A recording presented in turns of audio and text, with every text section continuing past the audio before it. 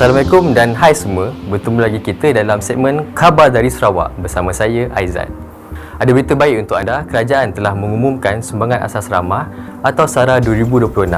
Bantuan ini diberikan tanpa tunai dan dikreditkan terus ke MYKAD. Tiada permohonan diperlukan jika layak. Bantuan ini akan diterima secara automatik. Penerima sumbangan tunai ramah 2026 bagi isi rumah dan warga emas tanpa pasangan, kategori miskin tegar dan miskin e-kasih, anda layak menerima bantuan SARA sehingga RM200 sebulan dari Januari hingga Disember 2026.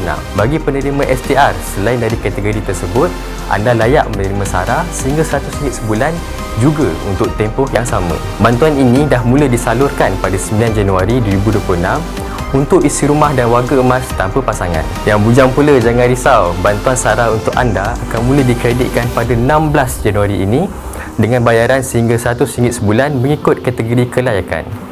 Keseluruhannya, 8.1 juta rakyat Malaysia layak terima SARA bulanan 2026.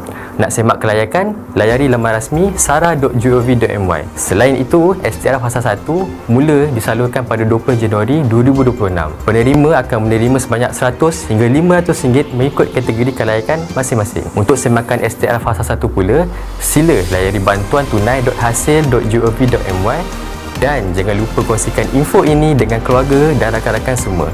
Terima kasih kerana menonton.